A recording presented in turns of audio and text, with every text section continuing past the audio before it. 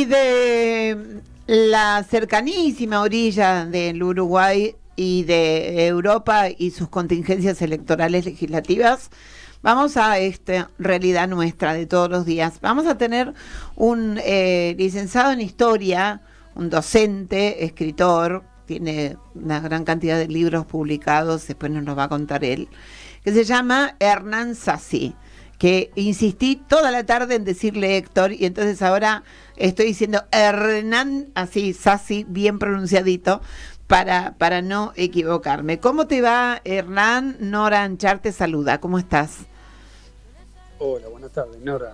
¿Cómo vas? ¿Todo bien? No se te escucha. Ahí está, ahora acércate un poquito porque no se te escuchaba. Ahora sí. Ahora me sí. gustó, ahí me gustó. Bueno, con vos queríamos charlar, queríamos darnos el tiempo de reflexionar y de conversar. Estuvimos hablando con distintos protagonistas de nuestro quehacer. Estuvimos hablando con un sindicalista, por ejemplo, haciendo memoria de qué era para él el 9 de julio, el concepto patria, qué significa la patria es el otro, si esa otra edad sigue existiendo o no, una serie de circunstancias. Y mi editorial tuvo que ver con el vacío y el supuesto vaciamiento ideológico de un desfile que en otros momentos tuvieron otros contrapesos. La opinión del CECIM al respecto de los excombatientes de La Plata que no van a desfilar, que lo rechazan al desfile. En este conglomerado de cosas, ¿me ayudás a que nos ubiquemos? ¿Cuál es la real importancia del 9 de julio, teniendo en cuenta que somos un país que supuestamente se declaró independiente o algo así el 25 de mayo de 1810 y tardó 6 años en declarar la independencia real? Así es. Por lo pronto, lo primero que aclaro es que no soy historiador, sí soy doctor en letras. Perdón. Tengo una maestría en comunicación y soy simplemente un profe de literatura, pero soy un aficionado de la historia y bueno, porque clases de historia me dijeron en la UNDAB. Claro, das clases de historia en la UNDAB, exactamente. Bueno, he dado. Vamos. Y por lo pronto, lo que me sugiere este 9 de julio, y más que nada me invitabas a también relacionarlo con este pacto que propone el presidente de la Nación, me sugerías contraponer aquel 9 de julio histórico con este 9 de julio devaluado, me lo planteabas en esos términos. Sí. Me parece que, por lo pronto, lo primero que me interesa es que, diría que, si bien es devaluado por quienes van a participar, realmente invitar a De Loredo, Yarlor, a Juez, hablan de un declive de la política argentina, aquellos que hemos conocido, o que nos importa la historia, o que hemos conocido otra etapa épica y más con políticos más importantes que estos, nos da un poco de vergüenza, pero yo no desdeñaría tanto el planteo de Milei, más que nada. ¿Por qué? Porque Milei, por lo menos, es un presidente que propone, hay un retorno a la historia, porque si uno lo compara con el macrismo, Milei es un paso adelante para... ¿Vos crees? Releer el pasado. ¿Vos crees? ¿A qué me refiero? Sí, sinceramente. ¿Pero a Villarruel te parece un paso adelante? Un paso adelante en términos de disputa por lectura de la historia. Nosotros venimos de una derecha horrendamente iletrada, profundamente antisarmientina, muchachones que salían de sus countries y venían a las distintas carteras del Estado a proponer una visión light y distinta de la política, a rejuvenecerla, a refrescarla y a limpiar de podredumbre, según lo planteaban ellos. Los he estudiado, he escrito un panfleto que se llamó Cambiemos o la banalidad del bien. Y así que los conozco a esos muchachos, y por eso planteo que es un paso adelante Milei, por lo menos en una discusión histórico-política. Milei es un tipo que cita a Alberdi, después veremos cómo y podemos charlarlo, conversarlo, pensar juntos. Propone este pacto, propone en fecha patria. Es alguien cuya fórmula, que ha sido ganadora en las últimas elecciones, está compuesta por Villarruel, y Villarruel es una negacionista confesa, por lo tanto tiene una lectura de la historia muy fuerte. Insisto, a diferencia del macrismo, el macrismo no tenía discurso de derechos humanos, lo único que decía era es un curro. Entonces acá hay una lectura fuerte de la historia. En ese sentido sí. Incluso coincido. La semana pasada, ya te dejo, la semana pasada hizo tuvo un discurso muy importante en la provincia de Sarmiento, nada más ni nada menos, en San Juan, presentando un plan nacional de alfabetización y citando a Sarmiento. Así que por lo tanto ellos reponen la historia, a diferencia de otros muchachos que lo que ponían eran animalitos en los billetes, deshistorizaban profundamente. Así que en ese sentido a mí me interpela este tipo de derecha antipolítica por otro lado y absolutamente mesiánica, pero al mismo tiempo tiene una lectura de la historia, y por lo menos con estos tipos puedo discutir historia. Insisto, con los que se fueron no podíamos ni siquiera empezar a discutir historia, porque eran horrendamente iletrados. ¿Estás hablando del macrismo o estás hablando del kirchnerismo también? Del macrismo, está muy bien tu intervención punzante. Porque hay 4 añitos en el medio, y que no, entre el macrismo y el mileísmo hay 4 años en el medio, si bien fueron de pandemia y no sé qué, pero bueno, nada, de una lectura que era residual, si querés, en términos de interpelación histórica y de lectura y de ejercicio intelectual, digamos, de la lectura de nuestro país. Esos 4 años fueron rarísimos porque eran como un coletazo final de aquello que se vivió en el Bicentenario del 2010, por ejemplo, para poner un ejemplo como fuerte, contundente, con la gente en la calle, con la bandera, con Paca Paca, con Juana Zurduy. Excelente. Y cha. Todo lo demás, después efectivamente viene el macrismo, y después efectivamente viene una situación light y residual que es como una lectura lavada de aquello que se pretendió ejercer en el otro momento, ¿no? Sí, pero me parece muy atinada tu intervención, porque, no te olvides que estos 4 años que pasaron fueron también deshistorizantes, absolutamente light. Así que me parece muy, muy inteligente tu apreciación. Y deshistorizantes en el sentido de... A ver, porque yo primero, cuando te pregunté, ¿te parece? Yo no, en mi ley, yo no reconozco que me interpele el intelecto en lo que tiene que ver con la historia y no dije eso. No, yo digo yo digo lo que me pasa a mí, lo digo que lo que me pasa a mí. Sí. El proceso de este momento exige un esfuerzo muy grande de tratar de entender, porque la verdad es cierto que no la vimos venir, y es cierto que tampoco sabemos qué hacer después. Entonces un 9 de julio signado por un desfile militar en donde las figuras son tan complejas, las que aparecen, figuras cuestionadas, con cargos, con temas de derechos humanos sobre sus espaldas muy impresionantes, torturas en Malvinas, etcétera, etcétera. Digo, en este contexto, ¿a qué sociedad le está hablando con ese desfile? Pero eso no sería muy contradictorio, porque como te decía recién, la vicepresidenta es alguien que niega lo ocurrido, niega el terrorismo de Estado. No, estamos de acuerdo. Estamos de acuerdo, la teoría de los 2 demonios. Estamos de acuerdo. Yo lo que hablaba era de Milei, porque ¿cómo? A Milei lo veo, lo veo falto de fibra a Villarruel no, y creo que Villarruel en ese contexto tiene muy claro lo que quiere y lo que piensa, y efectivamente hay que estar preparado para discutir con ella. Está clarísimo eso. Sí. Insisto. En el caso de Milei, él, vos viste que siempre su lectura política es una lectura yo diría sarmientina en el peor sentido. Él ve barbarie en todo lo que no es anarcoliberalismo. Claro. Y es una visión, insisto, absolutamente mesiánica en su caso, y fundada en una cerrazón muy fuerte. Por eso yo, cuando ganó Milei, lo primero que hice fue empezar a bajar del anaquel algunos libros del liberalismo. Claro. Porque estos tipos nos mandan atrás, antes del nacimiento de nuestra propia nación. O sea, digo estos tipos, los 1000 millonarios, a los que él defiende, sí. y a donde nos lleva hacia atrás, hasta la Edad Media, entonces, antes de la modernidad.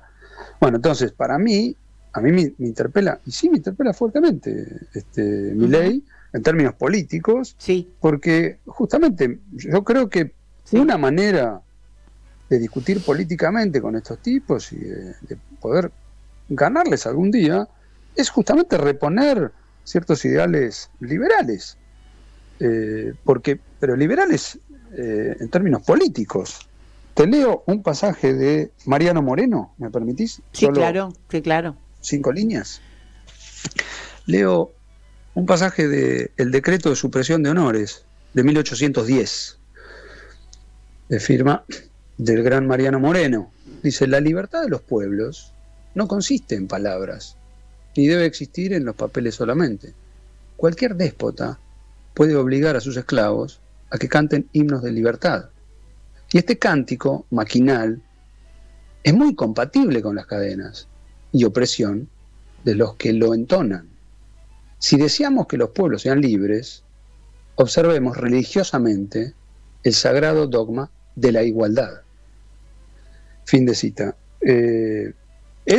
Milei, me obliga no solo a leer a Mariano Moreno, sino también al propio Alberdi, a quien él lee de manera absolutamente sesgada, y solo lee aquel Alberdi librecambista, que se tira en contra de Rosas, lo que le sirve, lee. Eso mismo, ojo, como cualquiera de nosotros. Así que a mí me interesa nosotros también, cuando yo, que soy un profe y que estoy escribiendo un libro sobre educación, cuando leemos a Sarmiento, bueno, pues leemos al Sarmiento que odia a los gauchos, pero no leímos una sola página de las cientos de páginas que Sarmiento escribió sobre educación, y a la cual le debemos la educación pública, a la cual Milei no quiere volver. Y lo tenemos que obligar a él, justamente, a ser liberal. Si quiere ser liberal, hay que reponer la ley 1420. Y la educación tiene que ser bancada por todos los argentinos y las argentinas, y por el Estado Nacional, no por cada una de las provincias como pueda, tirándole 2 mangos del gobierno nacional si lo necesita. Eso lo hemos legitimado desde los gobiernos anteriores. Le vamos a contar a la gente que estamos hablando con el profesor y doctor en letras, magíster en comunicación y cultura, crítico de cine y literatura, Héctor Sassi. Además de haber escrito artículos en revistas culturales, es autor de Hoteles, Estudio Crítico, Cambiemos o la banalidad del bien, 2019, La invención de la literatura, una historia del cine, 2021, y Perrone, el corsario, que según lo que yo tengo acá está en imprenta, y seguramente, como debe ser antiguo, ya debe haber salido. Sí, ya salió. Y otra vez me dijiste Héctor. Otra vez. Ay, ¿por qué te digo Héctor? Bueno, Hernán. ¿Qué Héctor andará en tu vida? ¿Qué Héctor andará en mi Héctor, Hernán? El Héctor. Yo lo que, vos sabés que vos hablabas 1420, Sarmiento, y va de suyo.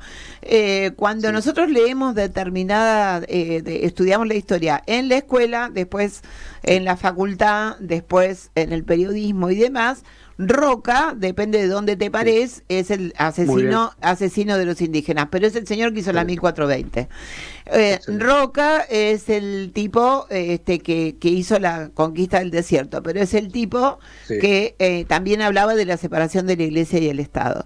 Entonces, cuando digo que absolutamente cada uno engancha la literatura que tiene ganas de leer y se forma el ícono que quiere, yo me sigo preocupando que 9 de julio hoy mi gente, los que votaron a Milei, los que no lo votaron, los adolescentes que están en las escuelas, los pibes con los que vos tratás cotidianamente, ¿qué 9 de julio los incita a pensar, si es que los incita a pensar, el tema de la independencia?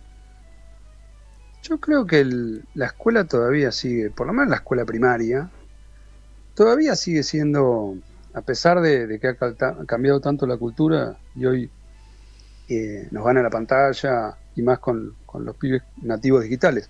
Pero yo creo que la escuela sigue imprimiendo ciertos ideales democráticos, cívicos, amor a la patria, y revisión de la historia, que me parece que son loables, porque realmente uno por lo menos aprende el lugar donde han crecido su padre, que es la patria, y el lugar al que pertenece.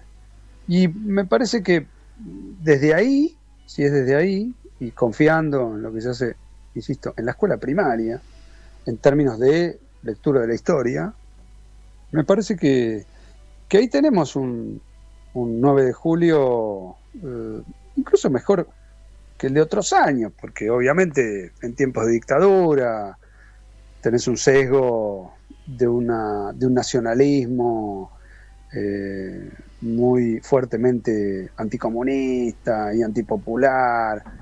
Y yo creo que en los últimos años que ha habido cambios de diseños curriculares, en ese distrito en particular, en la lectura de la historia, hay una visión, si bien romantizada desde justamente la visión nacional y popular,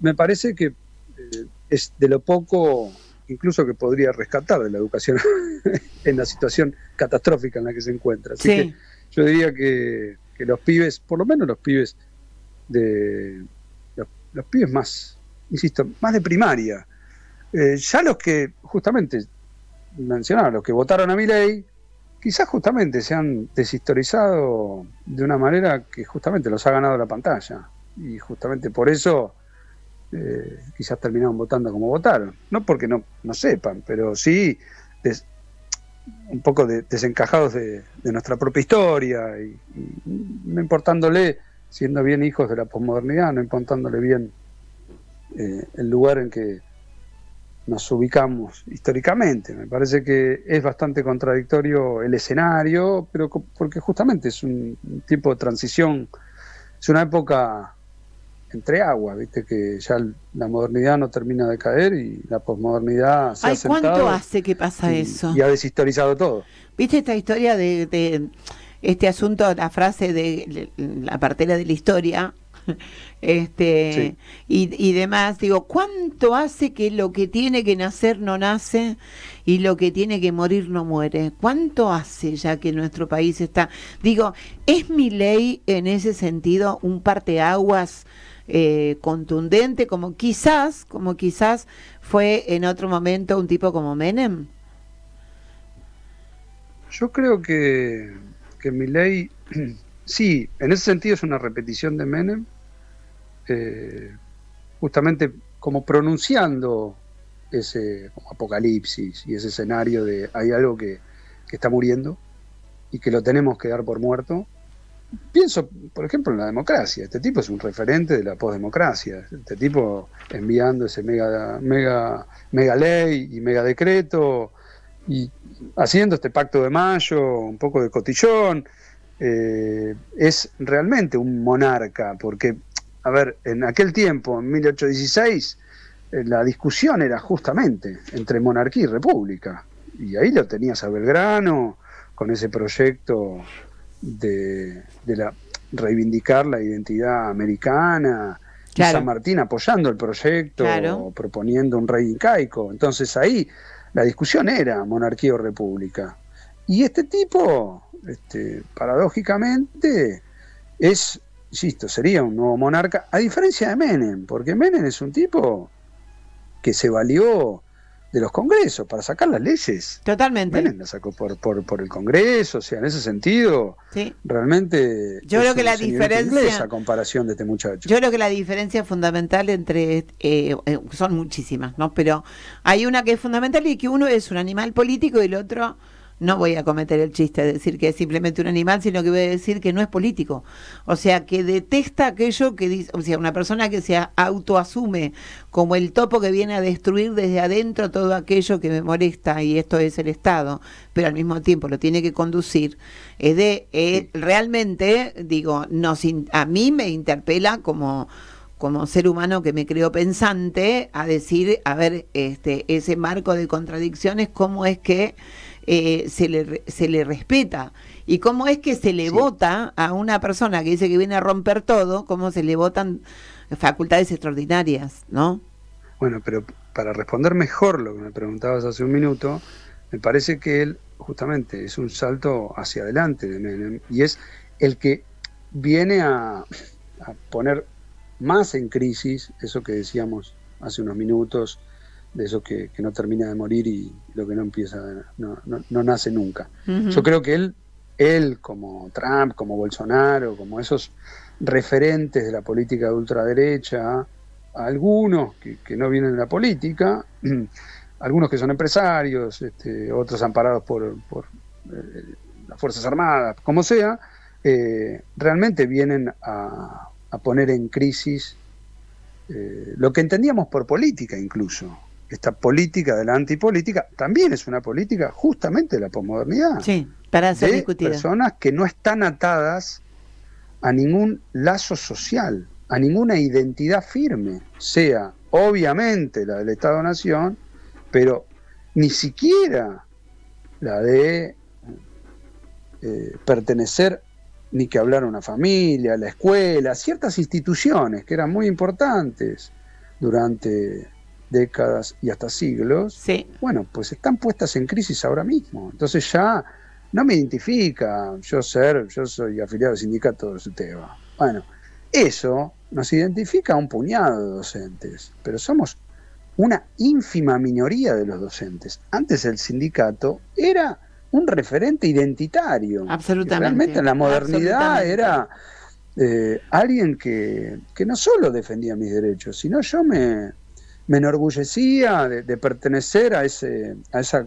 comunidad, a ese colectivo. Bueno, los colectivos están rotos en mil pedazos, salvo los feminismos contemporáneos, no hay utopía comunitaria en pie. No quedó nada, salvo la tecnológica. Vos sabés que a mí esa es la única que quedó en pie. Cuando decís esto, y tengo que ir cerrando porque se me va el programa, sí.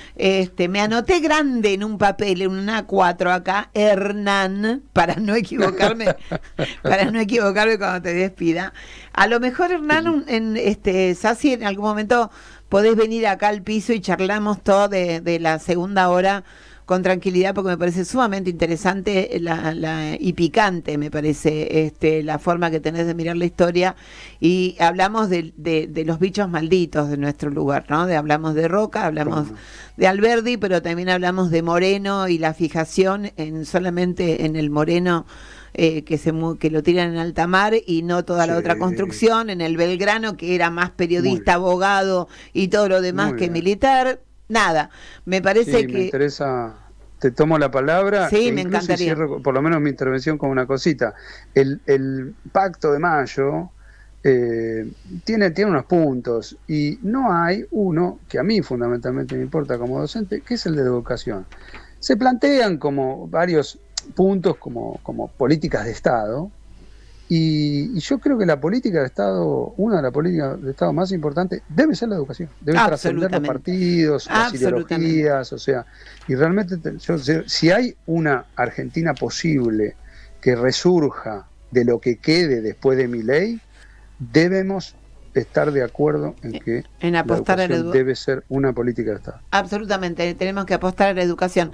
Te paso dos noticias. Una es que el famoso Pacto de Mayo se va a firmar hoy a las 12 de la noche, como para iniciar una era, dice es a las 12 de la noche con un frío terrible en Tucumán, van a estar ahí firmando el Pacto de Mayo que se hace en julio. Y además no va a estar presente Victoria Villarruel, porque dice que está con gripe, así que tampoco sabemos si mañana va a estar. Así que datitos de último momento en donde la impronta de quien tiene una mirada histórica compleja y a mi juicio negativa, pero la tiene, no va a estar presente en el cotillón. Muchísimas gracias, Hernán Sassi, profesor, y un montón de cosas más que lo vamos a traer en unos días acá al piso para poder conversar tranquilos de todas estas cosas y ustedes le acerquen sus preguntas. Muchísimas gracias. ¿Me escuchaste? Muchas gracias. Sí, muchas gracias. Ahí va. Muchísimas gracias. Chau, chau. Chau, chau.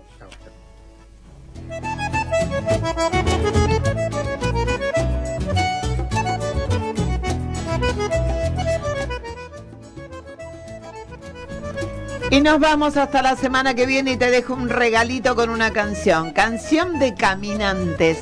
porque en definitiva eso es lo que somos. Dame la mano y vamos ya. Hasta la semana que viene.